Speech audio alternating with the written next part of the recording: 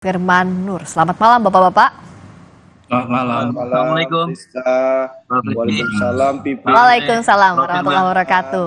Ini kalau saya tanya apa yang dibahas Pak Paloh dengan Pak Jokowi, pasti semuanya kompak bilang nggak tahu, tanyakan aja ke masing-masing. Tapi bagaimana kita membaca pertemuan antara Pak Surya Paloh dengan Pak Jokowi? Kalau Bung Andre memaknainya, apakah Pak Jokowi ini sebagai jembatan itu adalah jembatan dari pihak-pihak oposisi di Pilpres terakhir ini ke koalisi atau seperti apa?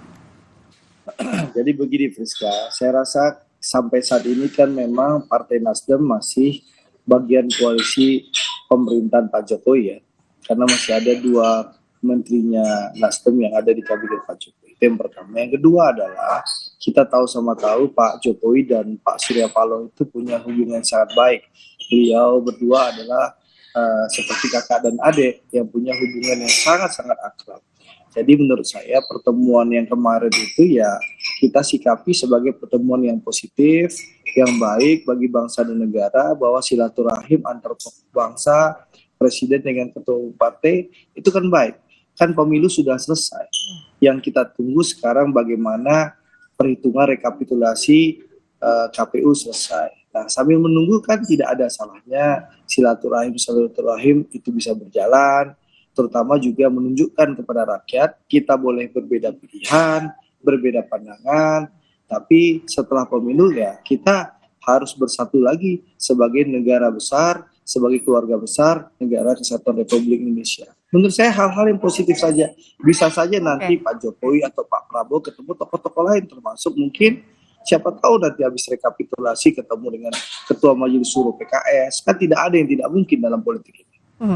Nah, kalau secara normatifnya memang ini silaturahmi, sejauh ini sebelumnya juga Pak Surya Paloh maupun Pak Jokowi bilang bahwa hubungannya abang adek, dan juga saat ini Nasdem masih di pemerintahan, iya. Tapi kan kita tidak bisa memisahkan dengan dinamika pada saat Pilpres di mana Nasdem berseberangan dengan Pak Prabowo dan Mas Gibran. Kalau dari Kang Pipin, apakah tidak khawatir akan ada main mata? Meskipun kalau kita lihat kan sekarang hasil hitung suara belum selesai.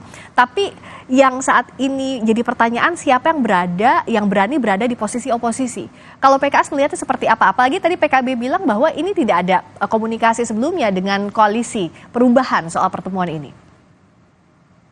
Ya, ojo ke susu ya. Jadi bagi kami ini, saat ini kami lebih banyak fokus bagaimana caranya agar semua pihak ya, terutama para saksi dari Timnas Amin ini memastikan bahwa suara Amin dan suara partai-partai pendukung ini aman.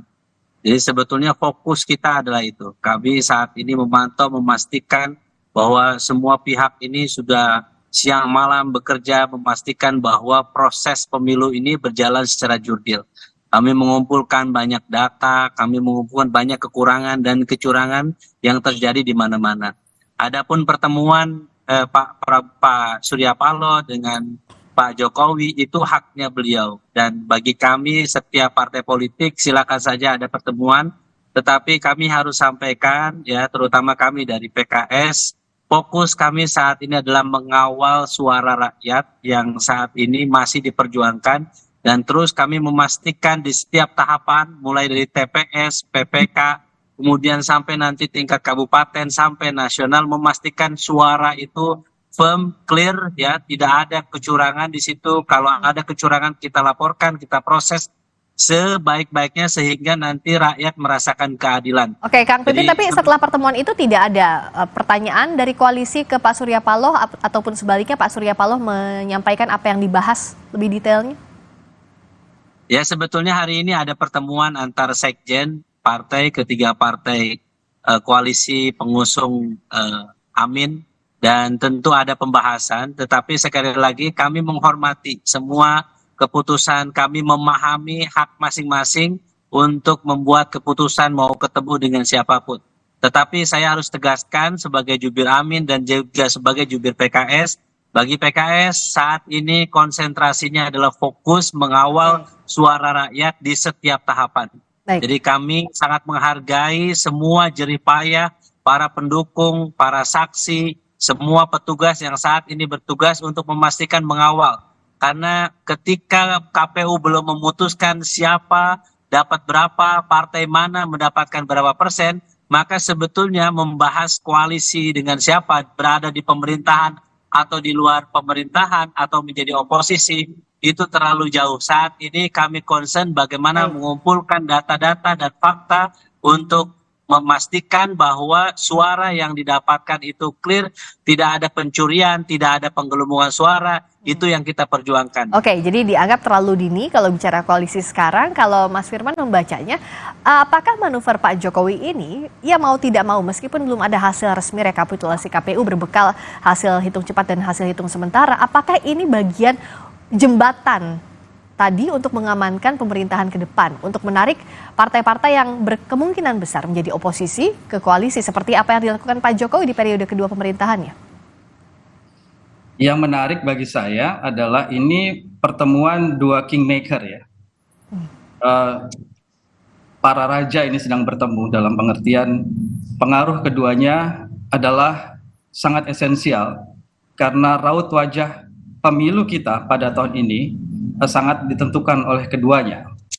Oleh karena itu sebetulnya kedua kingmakers ini sulit bisa saling mempengaruhi, mengingat sebagai raja komitmen mereka terhadap katakanlah pasukannya itu sangat tinggi begitu ya.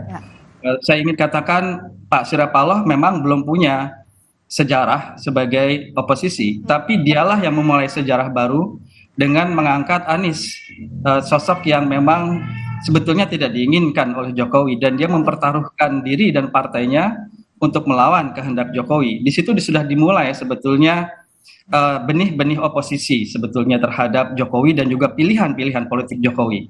Itu di sisi. Tapi di sisi lain, Pak Jokowi pun punya sejarah justru track record untuk bisa mempengaruhi seorang yang juga adalah pemimpin dari lawan politiknya, yakni Pak Prabowo sendiri, untuk kemudian masuk di dalam gerbong kabinetnya. Nah, ini yang menarik sebetulnya, karena yang satu ternyata memulai sejarah baru sebagai oposisi, yang satu lagi mencoba untuk belajar dari pengalaman sebelumnya untuk bisa mendekati sosok yang penting di bagian oposisi. Nah, namun demikian bagi saya ini too soon sebetulnya, terlalu segera untuk bisa dianalisis lebih dalam. Kita masih butuh waktu lagi, mengingat juga pertama real count belum terlihat. Ya.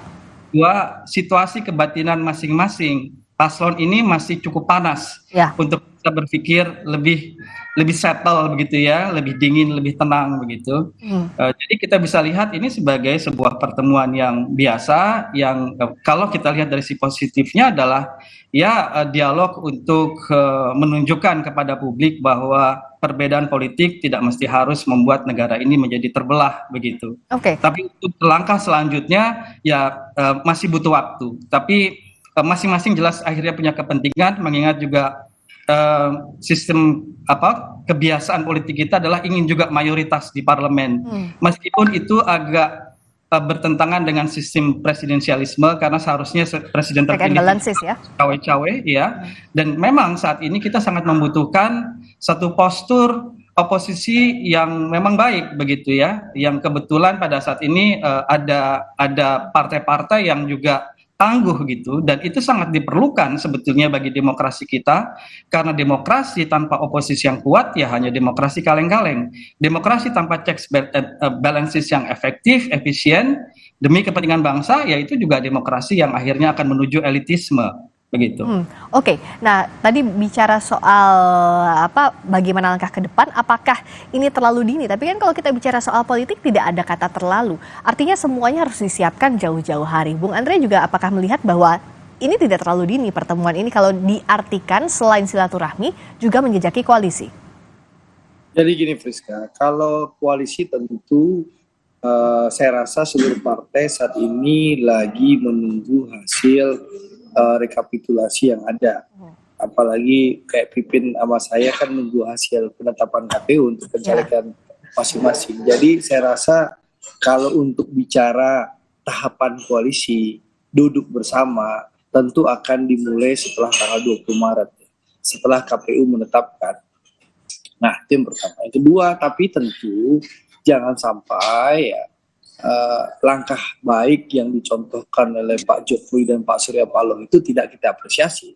Saya rasa apapun yang dibicarakan oleh beliau berdua, langkah ini baik untuk salah satunya mendinginkan suasana, menunjukkan kepada akar rumput bahwa kita boleh berbeda pilihan, boleh berbeda pandangan dalam pileg maupun pilpres 2024, tapi elit-elit ini demi kepentingan bangsa dan negara bisa bersatu, bisa bersilaturahim. Ini contoh yang baik, teladan yang baik yang ditunjukkan oleh Pak Jokowi dan Pak Surya Paloh. Menurut saya itu intinya.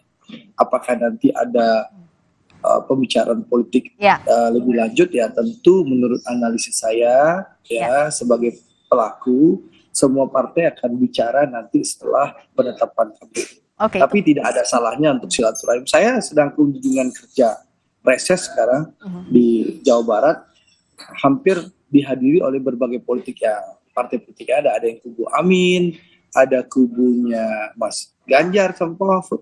Kita silaturahim di sini, kita diskusi di sini, kita tunjukkan kepada rakyat kita boleh beda pilihan, tapi setelah pemilu kita keluarga besar negara kesatuan Republik Indonesia. Ini contoh baik, teladan yang baik yang harus ditunjukkan oleh elit bangsa. Seperti itu. Tapi kalau dalam hatinya Koalisi Indonesia Maju sebenarnya ingin lebih banyak partai bergabung di pemerintahan atau biarkan saja ada porsi oposisi? Jadi gini Friska, Pak Prabowo dari awal selalu menyampaikan kalau mandat diberikan kepada beliau, takdir Allah menakdirkan beliau sebagai Presiden Republik Indonesia, beliau akan berkomitmen bahwa kami akan mengajak seluruh kekuatan politik yang ada untuk bersama-sama mengelola bangsa dan negara ini. Bangsa ini terlalu besar, bangsa ini terlalu majemuk, bangsa ini begitu banyak permasalahan dan kita butuh kebersamaan dan semangat gotong royong untuk membangun Indonesia. Itulah komitmen Pak Prabowo. Jadi kalau Pak Prabowo dinyatakan menang oleh KPU nanti, ditetapkan oleh KPU, ya tentu Pak Prabowo sesuai komitmen dari awal akan mengajak seluruh kekuatan politik yang ada, ayo sama-sama kita duduk bareng, gotong royong membangun bangsa dan negara ini demi kemajuan NKRI yang kita cintai ini. Begitu Friska. Itulah komitmen Pak Prabowo. Kalau dari Koalisi Perubahan mana yang ideal sebenarnya? Apakah gemuk koalisi di pemerintahan atau siap-siap juga menempatkan diri di posisi oposisi? Karena kan kalau kita tahu bahwa kemungkinannya hanya dua, ada di pemerintahan atau di oposisi. Tapi jawabnya nanti kita sama-sama dengarkan terlebih dahulu kumandang azan maghrib bagi wilayah DKI Jakarta dan sekitarnya. Berikut ini.